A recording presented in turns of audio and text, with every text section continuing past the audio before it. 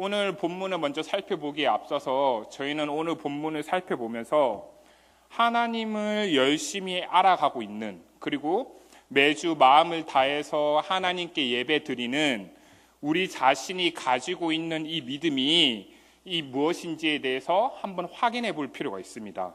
그러니까 내가 가지고 있는, 매주 예배를 드리고 하나님을 알아가고 있는 이 믿음이 나의 현실에서 나의 삶을 마주하는 가운데서는 어떻게 나타나고 있는가, 내가 처해 있는 나의 이 삶의 실존에서는 나의 믿음이 어떻게 발휘되고 있는가, 저희가 이 부분을 같이 생각해 보기를 원합니다.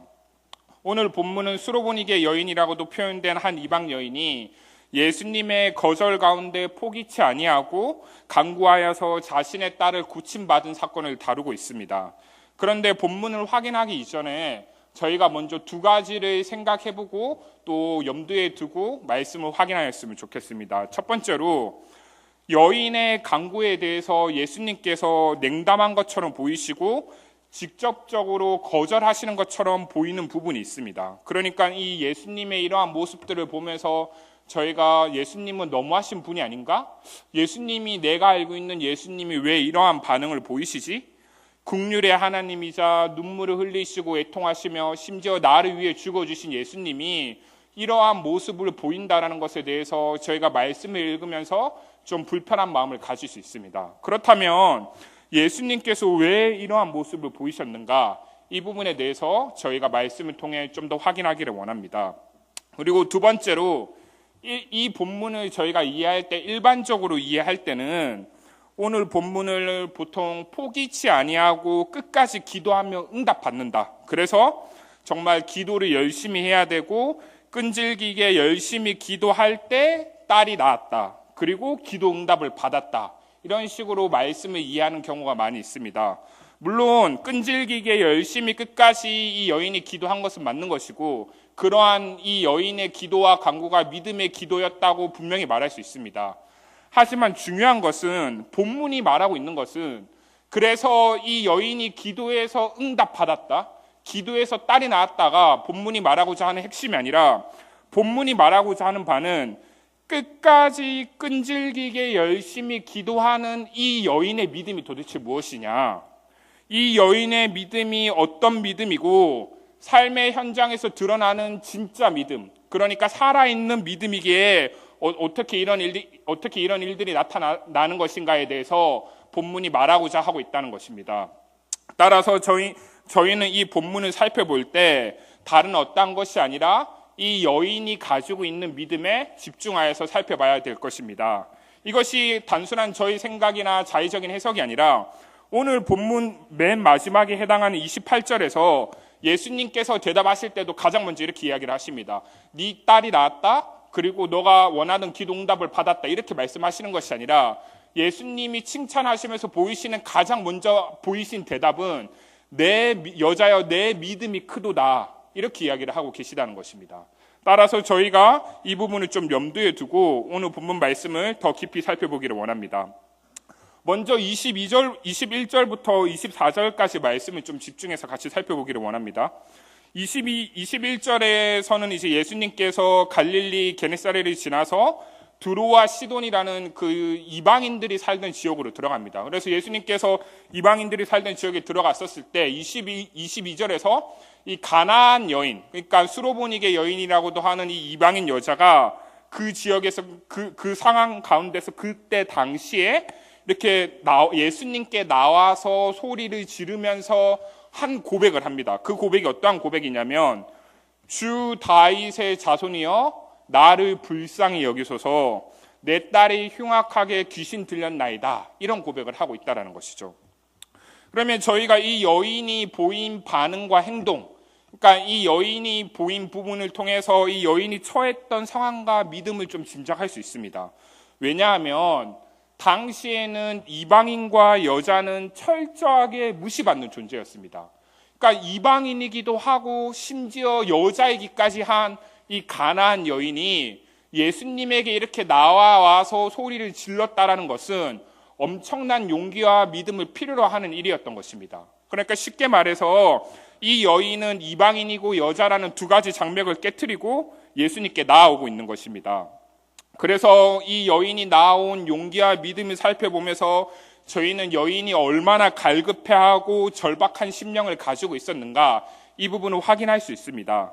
그리고 또 하나 저희가 확인할 수 있는 부분은 이 여인이 했던 고백입니다. 그러니까 예수님 사역 초기에 당시에 이 두로와 시돈 지방에도 예수님이 많이 알려져 있었는데, 이 여인은 단순히 예수님을 그냥 알고 있었던 정도가 아니라 예수님을 자신의 주, 자신의 메시아, 자신의 구원자라고 분명히 고백을 하고 있습니다. 왜냐하면 여인이 표현했던 주 다윗의 자손이요, 이런 표현은 이방인들이 쓰지 않았던 표현입니다. 그러니까 유대인들이 자기들이 그토록 원하고 기다렸던 메시아를 갈망했을 때, 고대했을 때 썼던 표현이라는 것이죠.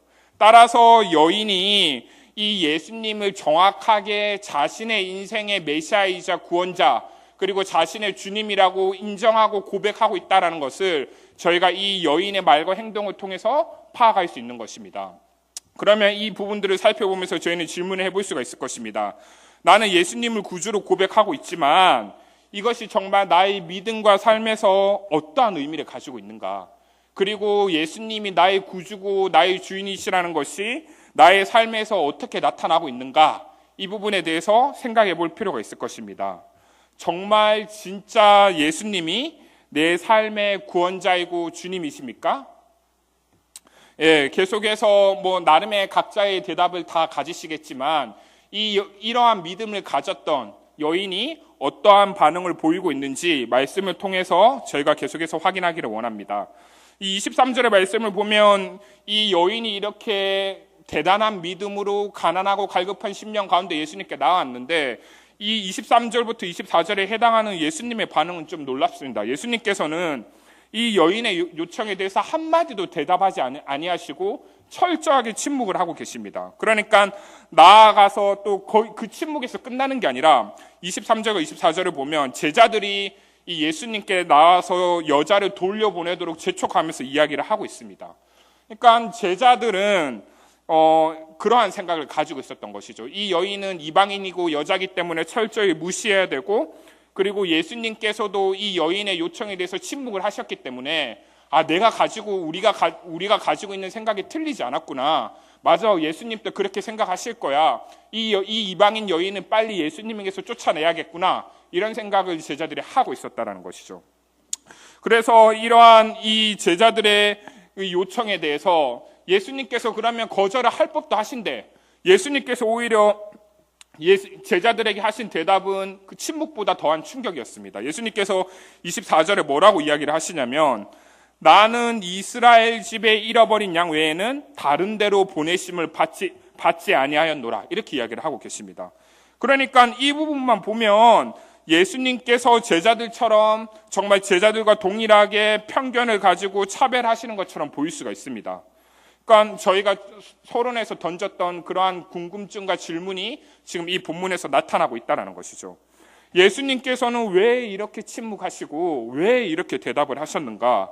그런데 이 본문을 끝까지 다 살펴보고 나면 예수님께서 그 제자들과 같은 그러한 편견과 차별을 가지고 계시지 않았다는 것을 저희가 확인할 수 있습니다. 그러니까 예수님께서 지금 이 과정 가운데 이러한 반응과 이러한 태도를 보이셨던 것은 제자들과 그리고 가나안 여인이라는 이 두 대상을 모두 염두에 두고 말씀을 깨닫게 해주고자 하기 위해서 이러한 반응을 보이셨던 겁니다. 그러니까 첫 번째로는 하나님의 말씀과 하나님의 뜻에 대한 재고 없이 이방인과 여인을 무시하고 마치 그렇게 생각하는 것이 당연하다는 듯이 자신의 생각과 편견에 심취해 있었던 제자들의 교만을 깨트려 주기를 원하셨던 것이고, 또 하나는 가나안 여인이 고난과 어려움 가운데 자신의 깨어짐을 통해 진짜 믿음을 드러낼 수 있도록 예수님께서 이러한 태도를 보이셨다는 것이죠. 그러니까 정리를 하면 이렇습니다. 제자들과 여인을 바르게 세워가기 위해서 나타나는 그런 과정 속에서 이러한 예수님의 태도라는 것이죠. 따라서 예수님의 이러한 반응은 겉으로는 제자들의 생각에 동의하고 여인을 외면하는 것처럼 보이지만 실상은 그렇지 않은 것입니다. 그러니까 이러한 과정을 통해서 여인의 용기와 신앙의 깊이가 드러나는 기회를 주셨고, 또한 제자들의 마음속에 박혀있는 뿌리 깊이 박힌 그 편견을 제거해 주기를 원하셨던 것입니다. 따라서 저희가 이 예수님의 이러한 태도와 반응을 살펴보면서 예수님께서 이 두 대상을 모두 염두에 두고 계셨다는 것을 확인할 수 있는 것입니다. 그렇지만 물론 제자들의 편견을 깨트리는 것도 중요하지만 오늘 본문의 맥락을 고려하면 저희는 예수님께서 이방 여인을 세우고자 하신 것을 더 주목을 해야 됩니다. 왜냐하면 예수님께서는 가나안 여인의 믿음과 진짜 믿음을 보고 계셨기 때문입니다. 그러니까 예수님께서 그 여인의 믿음을 보시는 과정 가운데 여인의 진짜 믿음을 드러내고자 하셨는데, 예수님께서 어찌되었든 지금 상황에서는 침묵하시고 제자들의 말에 동의하는 그런 대답을 하신 것이죠. 그러니까 여자가 정말 가난한 심령으로 나와서 그러한 고백을 했는데 침묵을 하는 것만 해도 되게 답답한 상황인데, 제자들에게 예수님이 그렇게 말씀하시는 걸 보면서 그 여인이 겪었을 충격과 좌절과 그 거절감과 고통은 이루 말할 수가 없는 것입니다. 그러니까 여인이 사실 분노할 수도 있고 좌절할 수도 있고 아니면 주저앉아 버릴 수도 있는 굉장히 심각한 예수님의 대답이었다는 것이죠. 그런데 놀랍게도 이 25절부터 28절을 살펴보면, 그런데 이 25절을 보면 놀랍게도 이 여인은 더 적극적으로 나아오고 있습니다. 그러면서 더 적극적으로 나아오면서 예수님 앞에서 더욱 간절한 고백을 하고 있습니다. 그 간절한 고백이 무엇입니까? 25절에 이렇게 나오고 있습니다. 여자가 와서 예수께 전하며 이르되 주여 저를 도우소서, 주여 저를 도우소서, 이러한 고백을 하고 있다는 것이죠. 이 여인의 고백에 저희가 좀 주목해 볼 필요가 있습니다. 이 여인이 이러한 고백을 한 것이 앞에 여인이 했던 고백과 비교하면 좀 독특한 특징을 가지고 있거든요. 그러니까 두 가지 정도 특징을 가지고 있습니다. 첫 번째로는 앞에서 이 예수님에게 고백을 했을 때는 주 다윗의 자손이요라는, 그러니까 다윗의 자손이라는 메시아 칭호가 들어가 있었습니다. 그런데 지금은 뭐 그러한 칭호도 빠지고 그냥 주라는 표현만 쓰고 있는 것이죠. 그리고 또 하나 주목할 부분은 여인이 예수님에게 도움을 구한 다음에 이런 이야기를 했습니다. 주여 나를 불쌍히 여기소서. 그러니까 이 표현은 당시에 이렇게 거지들이 도움을 구할 때 쓰던 아주 일반적인 일상적인 표현이었거든요. 그러니까 여인이 지금 뭐 그런 일상적인 표현이나 아니면 메시아의 칭호를 빼고 다 이런 것들을 빼버리고 아주 짧게 간단하게 딱 한마디를 하고 있는 겁니다. 주여 저를 도우소서, 주여 저를 도우소서, 이렇게 이야기를 하고 있다는 거죠. 그러니까 그러면 도대체 여인은 왜 이렇게 고백하고 있는가? 이 고백이 도대체 무슨 의미를 가지는가에 대해서 좀 생각을 해볼 필요가 있습니다.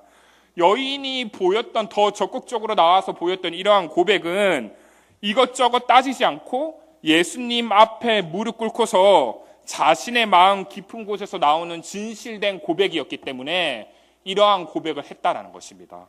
그러니까 바로 이러한 고백은 또한 고통에 빠진 인간의 영혼이 가장 먼저 내뱉을 수 있는 말이기도 합니다.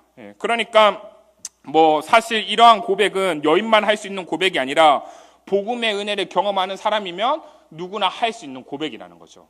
뭐 예를 들면 그렇습니다. 이제 제가 청년회 때 복음에 대해서 새롭게 정리를 하고 수련회 갔었을 때 제가 이제 정말 고민인 게 죽을 죄인인지를 알게 해달라고 기도를 많이 했습니다. 수련회 가서.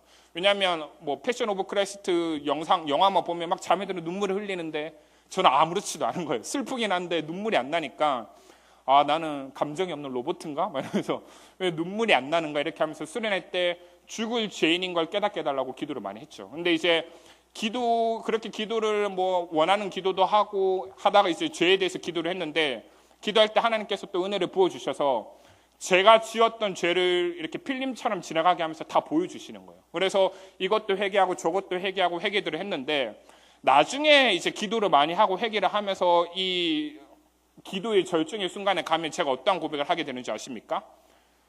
아무 말도 할 수 없습니다. 하나님 제가 이래서 잘못했고 하나님 그때 이거는 이랬고 이게 아니라 저희 죄악들이 저를 짓누르고 있어서 제가 죽을 수밖에 없는 존재라는 거를 온몸으로 다 느끼는 겁니다. 그러니까 기도하면서 제가 할 수 있는 고백은 하나밖에 없습니다. 하나님 살려주세요. 하나님 도와주세요. 하나님 살려주세요. 이런 고백밖에 안 나온다는 거죠. 그런데 저희가 사실 제가 경험했던 이런 고백이 사실은 저에게만 해당하는 고백이 아니라 여인에게만 해당하는 고백이 아니라 모든 그리스도인이 경험해야 될 고백이라는 것이죠. 우리가 기도할 때 많은 말들을 하지만 사실 죄인된 우리가 하나님 앞에서 그리고 주님 앞에서 할 수 있는 말은 이것밖에 없습니다. 저희가 이것도 주시고 하나님 이것도 해결해 주시고 뭐도 더 주시고 뭐 이런 기도들을 많이 할 수 있지만 사실은 죄인된 우리가 하나님 앞에서 할 수 있는 말은 주님 저 좀 도와주세요. 주님 저는 하나님의 은혜가 없으면 살 수 없습니다. 이러한 고백을 할 수밖에 없다라는 것이죠. 그래서 따라서 이러한 고백이 있을 때 내가 살아있는 것이 그리고 내가 하는 모든 것이 하나님의 은혜라는 것을 내가 온몸으로 느끼게 되는데 정말 나는 이러한 하나님의 은혜를 구원의 은혜를 매일 누리고 있는지 그리고 정말 이러한 진실된 고백을 복음의 은혜 가운데 터져 나오는 그런 영혼의 고백을 기도하면서 경험해 본 적이 있는가 그리고 하나님 앞에서 이러한 은혜를 날마다 사모하고 있는가 저희가 돌아볼 필요가 있을 것입니다. 그래서 다른 어떤 것이 아니라 이러한 여인의 진실된 고백과 주의 은혜가 저희 기도와 삶에 날마다 넘치기를 소망합니다. 네, 계속해서 저희가 또 하나 이 부분을 통해서 살펴볼 수 있는 부분은 이 말씀을 살펴보면서 하나 더 생각해 볼 수 있는 포인트는 이 여인이 이러한 고백을 했다라는 것은 그냥 여인이 뭔가 머릿속으로만 생각하고 있고 머릿속으로 신앙생활을 하다가 터져나온 고백이 아니라 이 여인이 처해 있는 아주 매우 심각한 실제적인 삶의 문제에서 나타난 고백이라는 것입니다. 그러니까 이 여인이 했던 믿음과 고백을 살펴보면 믿음은 단순한 종교 행위가 아니라 우리 삶과 동떨어져 있을 수 없다라는 것을 알 수 있습니다. 그러니까 우리 믿음은 공허한 사색도 아니고 인터넷이나 책에서 뭔가 긁어 모은 신학적인 지식도 아니고 아니면 큐티를 하면서 뭔가 그 말씀에 대한 아주 가벼운 감동을 나누는 뭔가 그러한 반응이 아니라는 것입니다. 믿음은 철저히 우리 삶과 우리 존재와 하나님과의 관계를 포함하고 있는 우리 실제라는 것이죠. 그러면 이러한 믿음을 돌아보면서 나는 생각해 볼 필요가 있습니다. 따라서 내가 매일매일 직장과 가정에서 마주하는 고민들과 어려움들 이 모든 것들과 맞닿아 있는 것이 믿음인데 나는 교회에서만의 모습이 아니라 나의 삶의 현장에서 어떠한 믿음을 드러내고 있는가. 내가 가정에서 학교에서 직장에서 어려움을 마주할 때마다 나타나는 그리고 드러나는 나의 믿음은 어떠한 믿음인가. 교회에서의 믿음이 아니라 나의 삶의 현장에서의 믿음을 한번 점검해 볼 필요가 있을 것입니다. 이것과 관련된 말씀을 준비하다 아주 좋은 예화가 하나가 떠올랐습니다. 이제 뭐 다른 예화가 아니라 그 제 딸 예화인데요. 예. 그 제가 딸을 출산하지 않았습니까? 제가 출산한 건 아니죠. 예. 근데 이제 딸을 낳았는데 그 제가 딸을 임신했을 때부터 이렇게 기도를 많이 안 했어요, 저는. 왜냐하면 뭐 이제 막 아내가 너무 불안해하고 사람들이 뭐 무사히 출산해야 된다라고 하는데 저는 하나님의 은혜와 섭리를 믿는 믿음이 있기 때문에 괜찮을 것 같은 거예요, 진짜. 그래서 특별한 은혜를 주셨을 때 이 자녀가 하나님의 자녀고 하나님께 드려지기를 원하고 저희 욕심과 원함이 아니라 정말 하나님의 자녀라는 것을 제가 먼저 인정하기를 원한다라고 그렇게 축복하면서 올려드리고 기도를 했는데 그래서 뭐 임신 중에도 사실 걱정을 많이 안 했죠. 심지어 약간 극단적으로 뭐 진짜 아파서 장애를 가진 아이로 태어난다라고 하더라도 그것 또한 하나님의 은혜고 섭리이기 때문에 저는 사실 받아들여야 된다고 생각했습니다. 그래서 제가 약간 이런 말을 하니까 아내는 화를 내더라고요. 근데 어쨌든 저는 이제 그것 또한 제가 가진 신학과 신앙의 고백이기 때문에 그렇게 받아들였다라는 거죠. 그래서 그런 하나님의 은혜와 섭리를 기대하면서 그리고 또 기도하면서 딸을 올려드리고 근데 하나는 기도를 했어요. 제가 뭘 하나를 기도했냐면 제 딸이 저를 닮지 않도록 그러니까 하나님의 은혜와 섭리도 크시지만 저를 닮지 않게 해달라고 이제 기도를 많이 했는데 그렇게 태어난 딸이 너무 귀하지 않습니까? 근데 태어나서도 뭐 이렇게 그 자식에 대한 애착을 보이는 것이 여자와 남자로 너무 다르기 때문에 저는 뭐 아픔이 아픈가 보다 뭐 이럴 수 있다라고 생각을 했어요. 그리고 뭐 아내가 조금만 아기가 이렇게 해도 너무 예민한 반응을 보이고 감정의 기복이 크니까 뭐 아프면 병원 가면 되지 괜찮아 뭐 이렇게 많이 위로를 하고 제가 기도를 해줬는데 이제 어느 한 날 막상 딸이 갑자기 열이 엄청 많이 나는 거예요. 아프기 시작하니까 제가 괜찮을 줄 알았는데 막 아내한테 화를 내는 거예요. 그래서 빨리 병원을 알아보라고 뭐 하고 있냐고 막 화를 내고 이 딸을 안고 제가 안절부절하지 못했다라는 거죠. 그러면서 어쨌든 이제 딸이 건강하게 다 나았는데 제가 이 사건을 겪으면서 이제 제가 많이 정리가 된 거야. 내가 알고 있고 고백하는 믿음이 내 삶의 실존에서 내 삶의 현장에서 부딪히니까 이런 식으로 나타나는구나. 정말 이 믿음은 삶의 문제구나.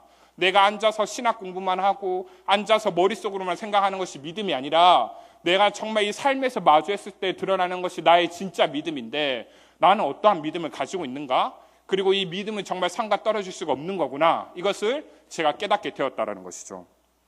그러면 좀 생각해 볼 필요가 있습니다. 사실 저는 제가 그러한 반응을 보인 것이 믿음 없는 반응이라고 생각하지 않습니다. 딸이 그렇게 아픈데 믿음으로 태어난 척하고 고상한 척하는 것이 정말 믿음인가에 대해서 저는 잘 모르겠고, 어쨌든 제가 말하고자 하는 것은 그런 겁니다. 그러니까 정말 우리가 가져야 될 믿음은 삶에서 다루어지는 믿음이라는 거죠.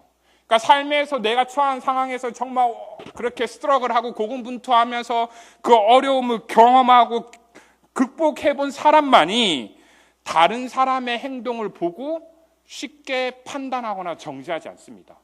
그러니까 이 한 개인이 처한 상황이 얼마나 복잡한지에 대해서 내가 믿음으로 살아가 보면서 경험한 사람은 다른 사람이 교회를 안 나오고 다른 사람이 기도를 하지 않고 다른 사람이 말씀을 보지 않는다고 보이는 것만으로 그렇게 쉽게 판단을 하지 않는다는 거죠. 그리고 이러한 삶에서 경험하는 믿음을 세워가는 사람이야말로 보다 성숙하고 깊이 있는 믿음으로 나아갈 수 있는 것입니다. 따라서 저희는 그리스도인으로서 물론 흔들리지 않는 견고한 믿음의 품위 수준을 유지하는 것이 중요하겠지만 이를 위해서 먼저 자신의 삶에서 내가 가지고 있는 진짜 믿음은 무엇인가, 그리고 나의 인격과 삶은 어떠한가, 이러한 부분들을 돌아보는 은혜가 필요할 것입니다.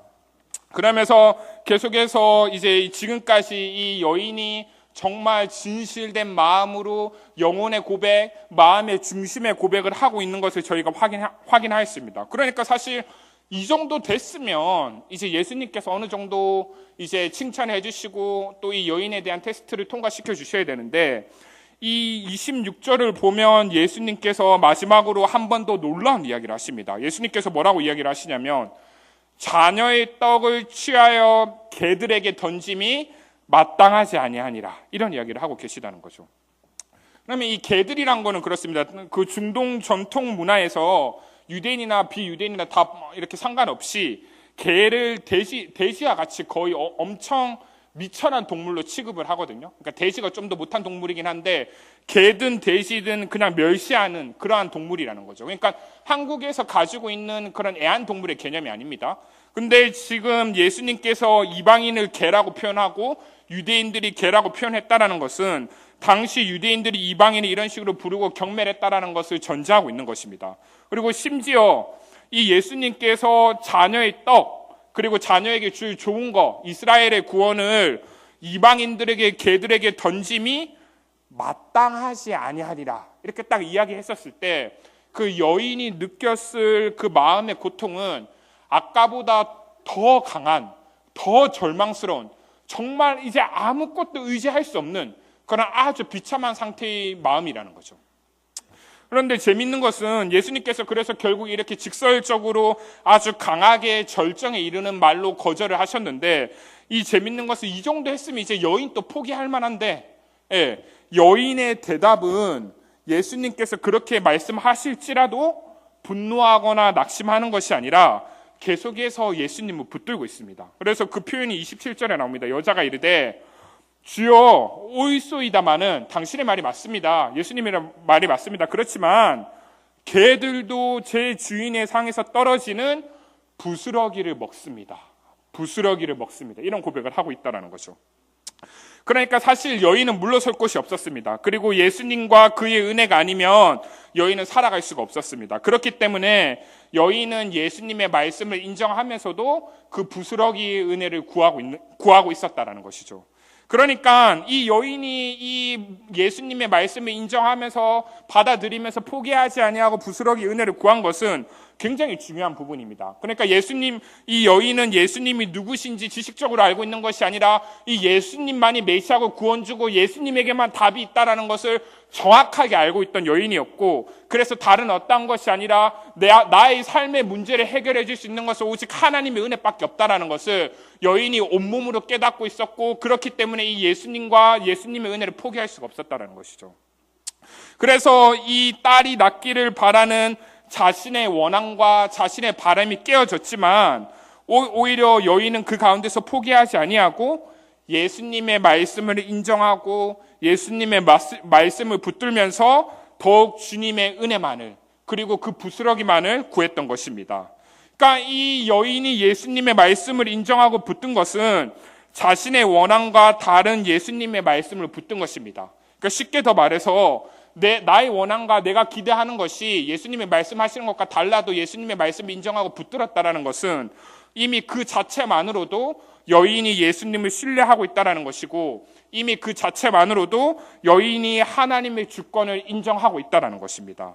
그러니까 결국 여인이 원했던, 딸이 낳기를 원했던 그 원함은 여인의 개인적인 욕심이 아니라 정말 간절한 원함이었고, 예수님을 향한 그 마음은 진실된 마음이었다라는 것이죠.